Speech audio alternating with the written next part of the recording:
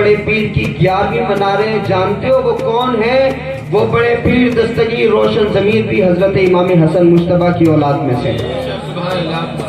والد کی طرف سے حسن ہی ہے حضرت غوث پاک امام حسن کی اولاد میں سے, اور ماں کی طرف سے حسینی ہے حضرت امام حسین کی اولاد میں سے ہیں, یعنی نجیب الطرفین سید ہے. تو حضرت غوث پاک رضی اللہ تعالیٰ عنہ اس مشن کے جانشین بنے, اور حضرت غوث پاک رضی اللہ تعالیٰ عنہ کے والدین جو اپنے زمانے کے ایسے متقی و پرہیزگار کے واقعات آپ نے بار بار سنے, لیکن یہیں پہ یہ بات بھی سمجھ لیجئے کہ دنیا اپنی اولادوں کی نافرمانی کا شکوہ کر رہی ہے. یاد رکھو, اگر باپ اپنی اولاد کو حلال لقمہ نہ کھلائے اور ماں کی پاک دامنی نہ ہو تو بچے ہمیشہ نافرمان ہوں گے. اس لیے باپ کو چاہیے کہ وہ حلال لقمہ کھلائے, اور ماں کو چاہیے کہ وہ پاکیزگی کے ساتھ میں اپنی اولاد کی دینی تربیت کرے. تو ہاں میں مانتا ہوں کہ ہمارے بچے شیخ عبد القادر جیلانی غوث اعظم نہیں بن سکتے, لیکن اگر حلال لقمہ ہو اور ماں کی پاک دامنی ہو تو یہ بچے غوث اعظم کے غلام ضرور بن سکتے ہیں.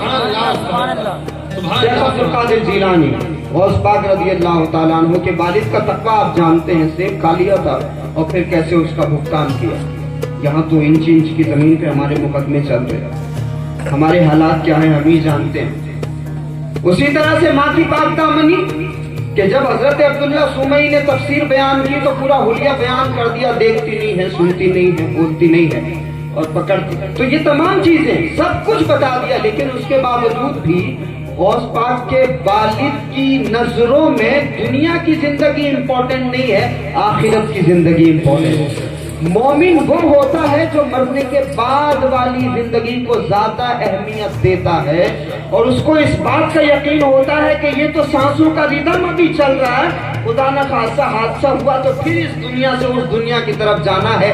حادثہ نہ بھی ہو, 80 سال کی عمر بھی ہوگی, تب بھی جانا تو ہے نا اس دنیا کو چھوڑ کر کے. تو جو مومن ہوتا ہے اس کی شان یہ ہوتی ہے کہ وہ اس دنیا کے دکھ اٹھاتا ہے تاکہ اس دنیا میں اس کو چین اور سکون مل سکے.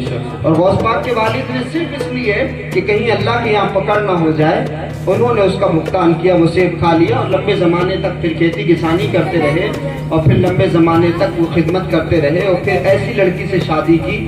یاد رکھو کہ بندہ اگر حلال طریقے سے کھاتا ہے اور صحیح راستے پہ چلتا ہے تو اللہ اس کو انعام بھی اتنا خوبصورت عطا فرماتا ہے کہ پھر اٹھاوا میں بیٹھے ہوئے لوگ غوث پاک کی ماں کے نام پر سبحان اللہ کہتے ہیں, ہے کہ نہیں؟ انعام بھی ہے, انعام بھی, ایسا نہیں ہے کہ انعام نہ ہو. اگر آپ محنت کر رہے ہیں, اسٹرگل کر رہے ہیں, سیکریفائس کر رہے ہیں, قربانیاں دے رہے ہیں حلال کے لیے, اگر آپ مشکلات اٹھا رہے ہیں, یہی اگر میں پوچھنے لگوں تم سے تمہارے کاروباری حالات, تو ہر آدمی یہ کہے گا کہ صاحب بڑی تنگی ہے, خرچے زیادہ ہیں, آمدنی بڑی کم ہے, 300 روپے, 400 روپے, 500 روپے, خرچے زیادہ, آمدنی کم ہے. میں آپ کو بتاؤں, ہم اس دین کو مانتے ہیں. آقا علیہ الصلوۃ والسلام نے ارشاد فرمایا کچھ گناہ ایسے ہوتے ہیں جو نمازوں کے ذریعے بھی نہیں دھلتے, روزے کے ذریعے بھی نہیں دھلتے. بندہ جب روٹی روزی کمانے کے لیے اپنے کاروبار کی کرسی پر بیٹھتا ہے اور اس کے سامنے حرام پڑا ہو, وہ حرام کما سکتا ہے لیکن پھر بھی چھوڑ دیتا ہے اس کو, یہ سوچ کر کے کہ کوئی دیکھ کر نہ دیکھے, میرے اللہ ضرور دیکھ گا. جب وہ یہ سوچ کر کے چھوڑ دیتا ہے نا, اللہ رب العزت کی رحمت کو اس بندے پر پیار آتا ہے. بہت سارے گناہ صرف اس سوچ کی وجہ سے دھل جاتے ہیں انسان. تو بندہ اگر حلال کمائی کر رہا ہے اور اس میں اگر تنگی ہے اور گھر آپ خالی ہاتھ واپس ہو رہے ہیں یا کم پیسے لے کے واپس ہو رہے ہیں, تو کبھی مایوس نہیں ہونا, کیونکہ آج اللہ رب العزت نے آپ کو زیادہ نیکیاں کمانے کا موقع عطا فرمایا ہے. بس نیت اپنی سدھاریں. تو یہ ہمارا دین ہے کہ اگر بندہ حلال کمائی کرے تو اس طرح سے بھی اس کو گناہوں کا کفارہ ہو جاتا ہے. تو حضرت غوث پاک رضی اللہ تعالیٰ عنہ کا نام شیخ عبد القادر جیلانی. کوئی کہے بھئی آپ غوث اعظم کیوں کہتے ہیں, مدد کرنے والا تو اللہ ہے.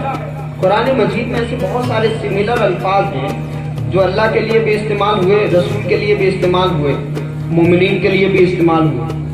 کہا وَلِلَّهِ الْعِزَّةُ وَلِرَسُولِهِ وَلِلْمُؤْمِنِينَ, عزت اللہ کے لیے ہے, رسول کے لیے ہے اور مومنین کے لیے.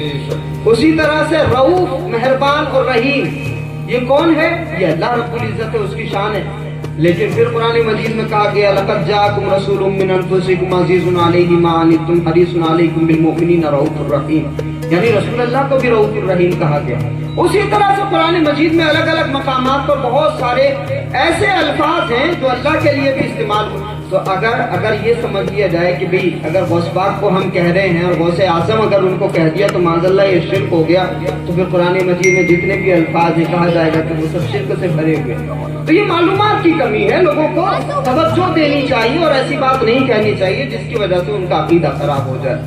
اچھا، اسی بات کو دوسرے طریقے سے بھی کہا جا سکتا ہے، بڑے بھدے طریقے سے بھی کہا جا سکتا ہے، لیکن ہم نے کہا نا کہ ہم جہنم میں ڈھکیلنے والے لوگ نہیں ہیں، جنت میں لانے والے لوگ ہیں، جنتی بنانے کے مشن پہ آئے ہوئے لوگ ہیں۔